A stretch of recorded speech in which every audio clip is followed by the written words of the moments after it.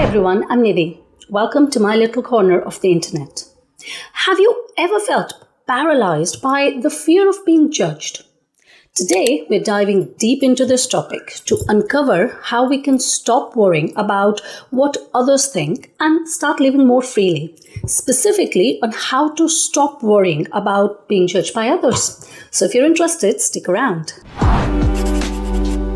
In the book Meditations by Roman emperor and philosopher Marcus Aurelius, he said, "Don't waste the rest of your time here worrying about other people, unless it affects the common good.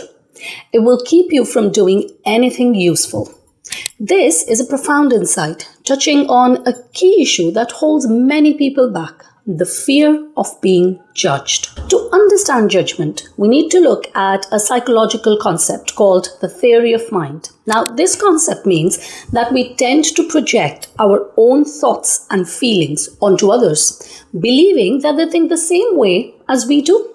This projection can make us overly concerned about what others might be thinking about us, especially when we are judgmental ourselves. So if we constantly judge others, we assume that they're doing the same to us, whether that's true or not. Many people fear judgment because they're constantly judging others, you see. By becoming mindful of your own judgments and reducing them, we can lessen the impact of perceived judgments from others. When we stop projecting our own critical thoughts onto others, we find that the world feels less judgmental all around.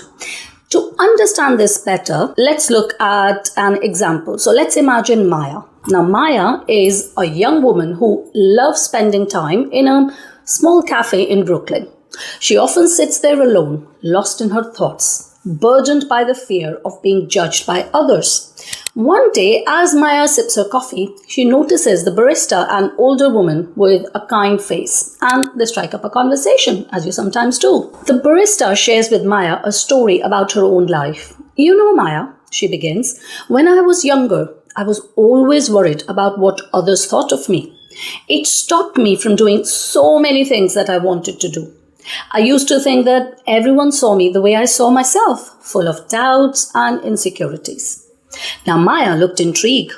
"What changed for you then?" The barista smiles. "I realized something important.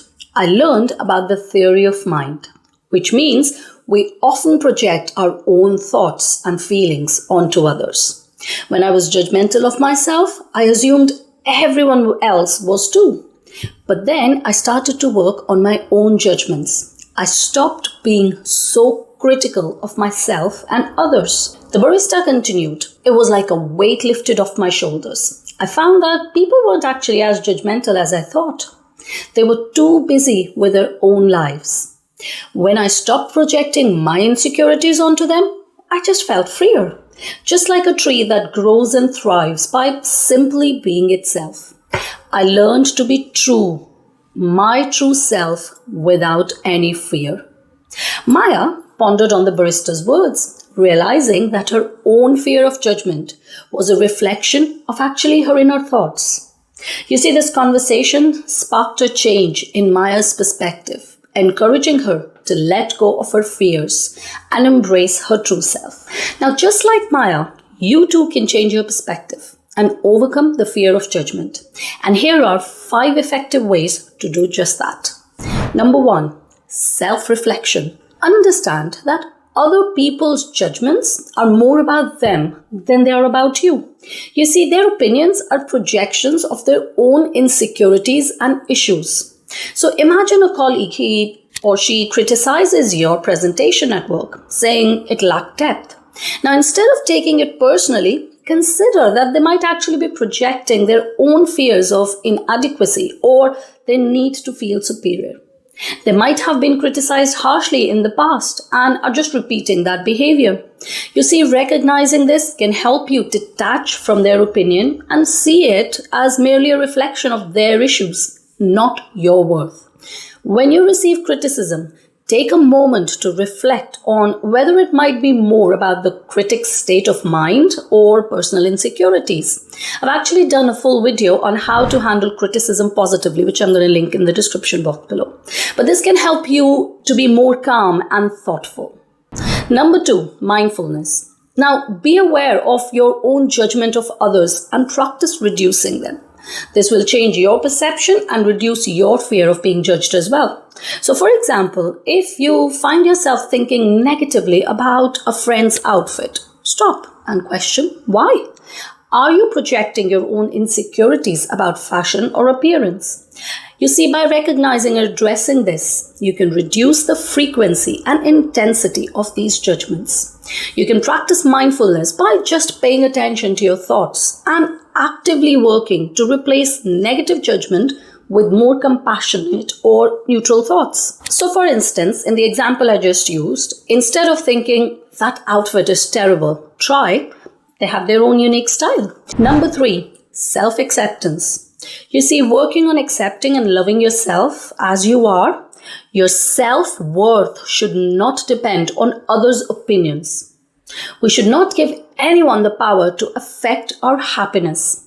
Whether people praise or criticize us, it should not change how we feel about ourselves. Now, we should strive to get to a point where we are blissfully unaffected by external opinions. So say, for example, if you're anxious about a new haircut because you're worried about what others will think, actually, what you should do is just focus on whether you like it or not. Remind yourself that your opinion is the most important one. Embrace your unique qualities and celebrate them. And here's an action step for you. Start a daily practice of affirmations. Every morning, just stand in front of a mirror and say something positive about yourself. Why should you do that? Because it helps build self-acceptance and self-love over time. Number 4, focus on value.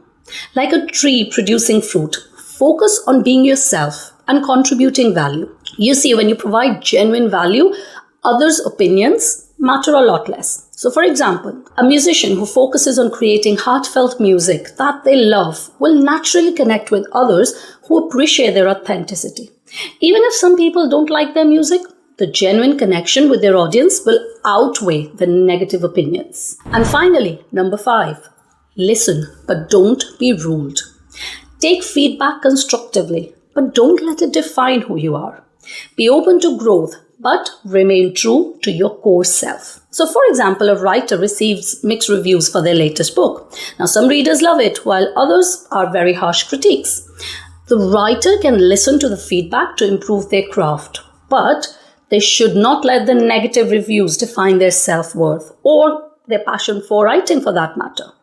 Now, here's something you can do as a practical step. When you receive feedback, separate the useful insights from the emotional impact. Use a constructive criticism to improve, but maintain confidence in your vision and your values. Remember that no matter what, not everyone will agree or appreciate your work. And that's absolutely fine. You see, ultimately, the fear of being judged can hold you back from living authentically and fully. But by understanding that judgment is more about the person judging than about us, and by focusing on self-acceptance and reducing our own judgments, we can free ourselves from this fear. Remember, being yourself is the most useful thing you can do for this world. Well, that's it for this video. If you found this video helpful, please like, share and subscribe. And I'd love to hear your thoughts in the comment section below. So, please spare some time and put your thoughts in the comment section. Let's continue this journey of self-discovery together. Until next time, take care.